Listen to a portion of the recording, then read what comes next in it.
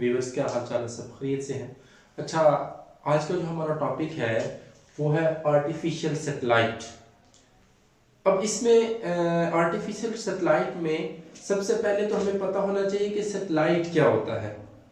अब सैटेलाइट उस ऑब्जेक्ट को बोलते हैं जो किसी भी प्लेनेट के अराउंड अपने आप को रिवॉल्व करता है। किसी भी प्लेनेट के अराउंड अपने आप को रिवॉल्व करता है, उसको हम क्या कहते हैं? सैटेलाइट। तो सबसे पहले हम यहाँ पे सैटेलाइट को डिस्कस करेंगे कि सैटेलाइट क्या होता है। तो पहले सैटेलाइट को देखें। सैटेलाइट उसको कहते हैं, सैटेलाइट क्या होता है? सैटेलाइट जनाब, an object revolving around any planets. उस प्लैनेट की जब हम बात करते हैं तो हम कहते हैं जो अर्थ के अराउंड, मोस्टली हम अर्थ के अराउंड जितने भी ऑब्जेक्ट रिवॉल्व कर रहे होते हैं उनको सैटेलाइट कहते हैं। उनको ही हम यहाँ पे डील करेंगे। एन ऑब्जेक्ट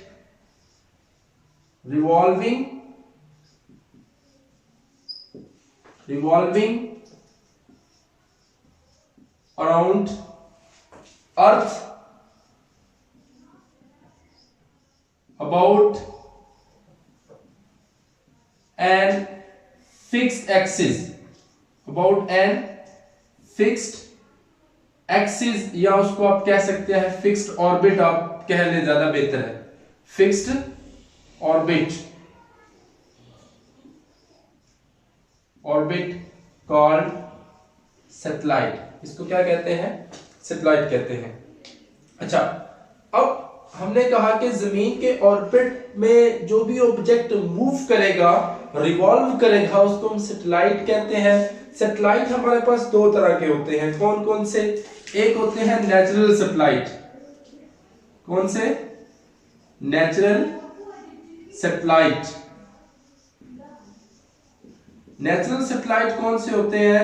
कि जो नेचुरल रिवॉल्व कर रहे होते हैं यूनिवर्स में, जिसकी बेहतरीन एग्जांपल जो है वो है मून। ये क्या करते हैं? नेचुरली रिवॉल्व कर रहे होते हैं यूनिवर्स के अंदर। और दूसरे जो सैटेलाइट होते हैं वो होते हैं आर्टिफिशियल, जो कि हमारा टॉपिक है। कौन से हैं? Artificial satellite. आर्टिफिशियल सैटेलाइट कौन से होते हैं? जो कि मैन मेड, जो हम खुद भेज रहे होते हैं जमीन के ऑर्बिट में। जैसे कि अभी रिसेंटली स्पार्कलिंक ने 1200 के करीब सैटेलाइट जो है वो जमीन के ऑर्बिट के अंदर भेजे हैं। ये सैटेलाइट को भेजने का मकसद सिर्फ ये होता है कि हम इनसे डिफरेंट पर्पस हासिल कर सकते हैं, जैसा कि नेविगेशन सिस्टम है, या फिर इंटरनेट का जो सिस्टम अब लॉन्च हो रहा है, ये सारे का सारा सैटेलाइट के थ्रू है। और जो हम कॉल्स कर रहे होते हैं, फॉरेन कंट्री में कॉल करते हैं, तो ये भी कॉल जो है वो सैटेलाइट की मदद से जारी होती है। तो आर्टिफिशियल सैटेलाइट वो सैटेलाइट होते हैं जो मैन मेड हैं। कौन से हैं? मैन मेड में जो सबसे पहले सैटेलाइट भेजे गए हैं वो किसने भेजे हैं? वो हमारे पास एक सिस्टम है जिसको कहते हैं जीपीएस का आपने नाम सुना हुआ है। जीपीएस कहते हैं ग्लोबल पोजिशनिंग सिस्टम।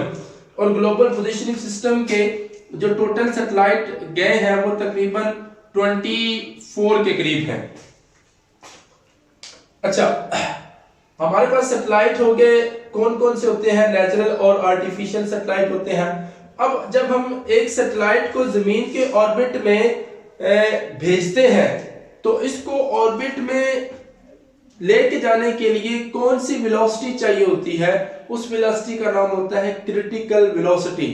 जिस वेलोसिटी से हम कोई भी सैटेलाइट जमीन के ऑर्बिट में पुट करते हैं, तो हमारा जो यहाँ पे मकसद है वो ये क्रिटिकल वेलोसिटी को डिस्कस करना है कि क्रिटिकल वेलोसिटी कितनी होती है। अब हमने आगे क्या डिस्कस करना है? किसको? क्रिटिकल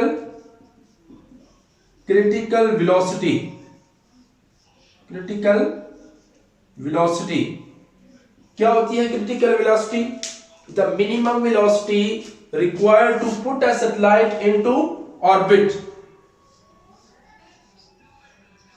मिनिमम वेलोसिटी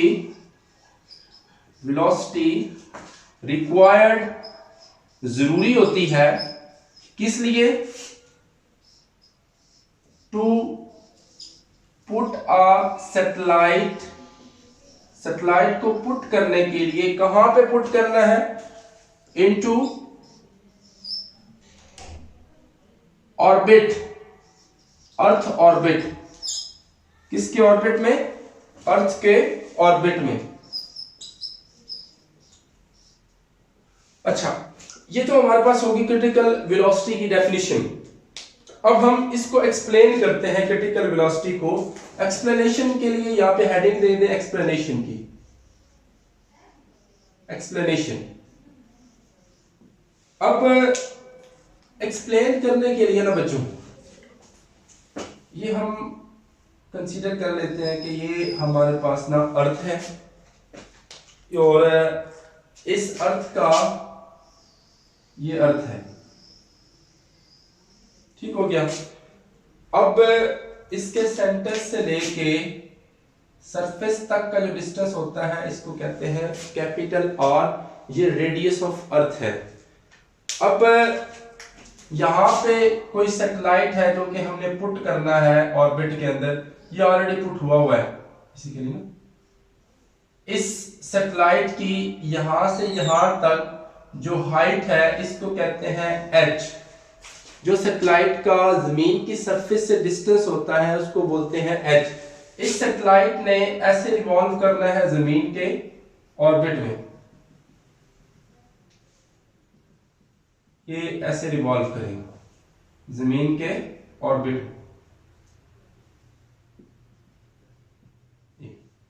ये ऑर्बिट पूरा बन गया हमारे पास। अब इस सैटेलाइट को इस ऑर्बिट में पुट करने के लिए कितनी वेलोसिटी चाहिए, वो क्रिटिकल वेलोसिटी है। इसकी वैल्यू कितनी निकलती है वो हम यहाँ पे डिटरमिन कर लेते हैं। अब कोई भी बॉडी जब किसी ऑर्बिट में घूमती है, किसी सर्कल में घूमती है, कोई एंगुलर मोशन करती है, तो वो जिस फोर्स की वजह से करती है उसको हम कहते हैं सेंट्रीपिटल फोर्स। ये जो आप पहले पढ़ चुके हैं, और सेंट्रीपिटल फोर्स जो होती है वो बराबर होती है Fc = mv² over r is the radius of earth. अच्छा, अब ये जो सेंट्रीपिटल फोर्स है ये कहां से आती है कि एक सैटेलाइट ने जमीन के ऑर्बिट में घूमना है, तो इसके लिए सेंट्रीपिटल फोर्स कहां से मिलती है? ये जमीन की ग्रेविटी से मिलती है। जमीन इसके ऊपर जितनी ग्रेविटेशनल फोर्स लगा रही होती है, वही ग्रेविटेशनल फोर्स जो होती है नेसेसरी सेंट्रीपिटल फोर्स प्रोवाइड कर रही होती है। इट मींस के यहां पे जो सेंट्रीपिटल फोर्स है, सेंट्रीपिटल फोर्स प्रोवाइडेड, ये प्रोवाइड की जा रही है कहां से? By gravitational force. किससे प्रोवाइड की जा रही है जनाब? ग्रेविटेशनल फोर्स से। और ग्रेविटेशनल फोर्स आपके पास Fg = mg के बराबर होती है। अब यहां पे हम कह सकते हैं कि Fc और Fg जो है ये आपस में बराबर है। Fc = Fg, Fc किसके बराबर है? mv² ओवर r, और Fg किसके बराबर है? mg के। यहां से ये जो m है, m से कट गया, क्या बच गया पीछे? v² over r is equal to g। आपने v फाइंड आउट कर लिया ना यहाँ पे, तो v² is equal to gr और v is equal to √gr। अब ये आपके पास जो रिलेशन निकला है ये हमारे पास क्रिटिकल वेलोसिटी का रिलेशन है। अब g की वैल्यू आपको पता है जो कि बराबर होती है 9.8, और रेडियस ऑफ अर्थ, ये जो रेडियस ऑफ अर्थ है इसकी वैल्यू होती है 6400 किलोमीटर। 6400 किलोमीटर, तो ये आ गया 6400 इंटू 10⁻³ किलो के लिए यूज किया गया, अगर आप किलोमीटर को मीटर में करते हैं। इसको सॉल्व करें तो ये तकरीबन बन जाती है 7.9 किलोमीटर पर सेकेंड। ये जो वेलोसिटी निकली है 7.9 किलोमीटर पर सेकेंड, ये वेलोसिटी जरूरी होती है किसी भी सैटेलाइट को जमीन के ऑर्बिट में पुट करने के लिए।